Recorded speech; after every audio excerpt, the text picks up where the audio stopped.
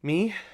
I'm just a boy, standing in front of a bunch of boys and girls, asking each and every one of you to subscribe to me.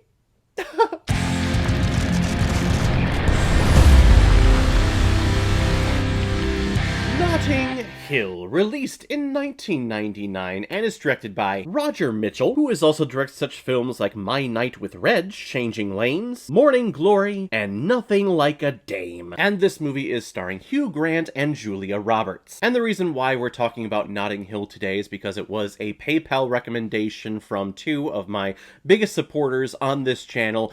They've taken a break over the past couple of months, but here they are back donating and supporting Caleb Watches Movies. Mr. and Mrs. Rusted Beetle, you two are absolutely the best. You're always commenting, watching my videos, and I always get excited when I see an email from PayPal saying that you've supported, because you two are awesome. And if any of you out there want to be like Mr. and Mrs. Rusted Beetle and help support this channel and help support me, you can make a PayPal donation by clicking on the donate button on the main page of my YouTube channel. It's a little donate button right there in the banner. And if you have a movie recommendation that you really want me to watch and review, you can attach your movie recommendation with your donation, and if I have access to it, I will watch it, review it, and publish my review of it as quickly as I possibly can. William Thacker owns a small travel bookstore in Notting Hill, London, and just like how the majority of romantic comedies start, his love life, well, really his life in general, is not going so great. His wife has divorced him for a Harrison Ford lookalike, and he is roommates with one pretty big, disgusting slob. But things in his life are about to take a big turn because big Hollywood celebrity actress Anna Scott visits his small, dwindling bookstore, and the two of them immediately spark a chemistry with each other. So over the next several weeks, both of them begin a relationship while Anna Scott is filming a film in London, while also trying to keep it on the DL away from all the paparazzi. I think I've always known about this movie, but I've never watched it before, and I remember seeing the poster everywhere in 1999, but back then I don't think it was the cool thing for a teenage boy to watch a romantic comedy. I'm not saying that that was right, I'm just saying that was the time that I grew up in. Nowadays I'll watch anything, but I will say whenever I get a recommendation for a romantic comedy, my eyes do start rolling because I'm thinking, how is this going to be different from any other romantic comedy that I've seen before in the past? And at the core of this film, the beats, the story structure, the relationship, it is nothing new.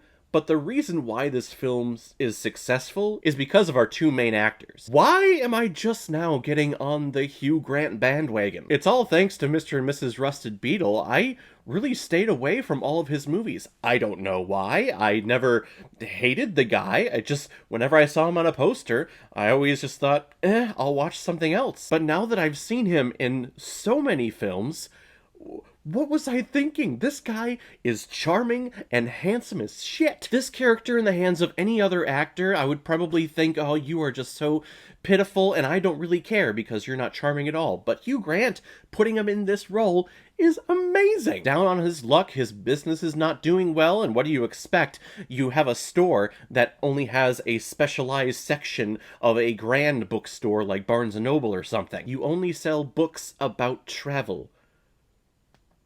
How are you expecting to succeed? What is your business plan? Thankfully, this Hollywood celebrity walked in and you have a relationship with her. Otherwise, you'd probably be struggling for the rest of your life. And Julia Roberts, she's always one of those actresses where I'll see her in a story, or I'll see an interview with her, or I'll see her on a poster, and I go, I don't like you, and I don't know why. But that always goes out the window whenever I actually watch the movie that she's performing in. I don't know what it is. When I see her just in still pictures, I go, you just look and sound annoying. But then when we get to an actual movie performance, I go, oh god, you're charming as hell. I don't know if you can tell, but the big word that I'm using for this film is charming.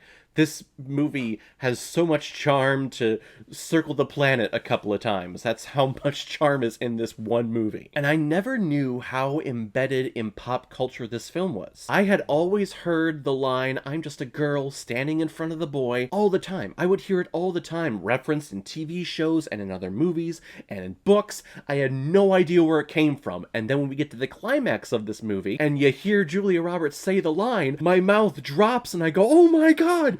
That's where it's from! And every romantic comedy needs to have that one cheesy-ass line to help it embed itself into pop culture, and here it is. That's why this movie is so revered. Such a cheesy frickin' line, too. Just a girl standing in front of a boy, asking him to love me. It's a movie line that could go oh so wrong. I could see Julia Roberts reading the script and going, really? That's the line that we're using here? Okay, watch this. I'll act the shit out of it. The thing is, though, is that we see these two's chemistry build and build and build over an hour and 40 minutes. So when we get to that line, you're just so overjoyed that they're seeing each other again that you go, I don't care what you say, just say the damn lines so that both of you can get together and say, yes, yes, I want to be with you, because that's what I want to happen, which is rare for me in romantic comedies nowadays. Usually when I watch them, maybe I'll get behind one of the two couple, but the whole miscommunication thing, the whole, hey, I want to be with you, but I can't be with you because I'm with someone else type storyline gets on my nerves because I've seen it so many times. But this is one of the few cases where both of these people are so lovable and so charming that I want to see good things happen to them. You even end up loving the really crappy roommate. Picture the worst roommate that you've ever had, times it by 100, but then add a little bit of, like, puppy eye love to him. Because you end up finding him adorable, even though he's a really big slob. I'm so happy that Rusted Beetle recommended this film. I probably never would have watched it if it wasn't for him. Like I said, though, there are a lot of romantic comedy tropes that are played out. Maybe they're played out for me now, but maybe back then in 1999, maybe they weren't played out. Maybe this was brand new, but for me that has watched many romantic comedies ever since then, and then watching this one for the first time, I go, a lot of the plot devices, a lot of the story beats I've seen before. There is a really cool transition, though, when both of them have broken up what seems to be for the last time, and Thatcher is walking through the marketplace, and the marketplace changes through all 4 seasons, and it looks seamless to me. I couldn't tell where the beats were. It was a really cool sequence that I wasn't expecting from this film. If you've never seen Notting Hill before, I definitely recommend it, and if you haven't checked it out in a while, check it out because it still holds up, and it's over 20 years old. I'm gonna give Notting Hill 4.5 out of 5 Blu-rays. It's good. It's good. Alright everyone, now comes my favorite part of my videos where I pick which movie I'm going to be watching next, and we're actually going to be going back to Rusted Beetle's recommendations again because they actually sent in quite a few, and here we are going to wrap up the month of June, which is Pride Month, so I thought this was very fitting. It's a film called The Adventures of Priscilla, Queen of the Desert. And I've been told not to look up any trailers, not to look up any plot, so I have no idea what this is about, but according to the posters, from what I gather, it's about a couple of drag queens in Australia. Guy Pearce, Hugo Weaving, Terrence Stamp, who any of you comic book nerds out there know exactly who he is. Kneel before Zod. But I really love drag culture. I've gone to a few drag shows myself, so I'm really excited to check this one out and see what impact it had on Australia. If any of you have recommendations of films that you want me to review on here, you can make a PayPal donation on the main page of my YouTube channel. Any size donation will do, just attach your movie recommendation with your donation, and if I have access to it, I will watch it, review it, give you a shout out on the channel, and get my review of it published as quickly as I possibly can. So guys, if you've seen Notting Hill, what did you think about it? Or if you've never seen it before,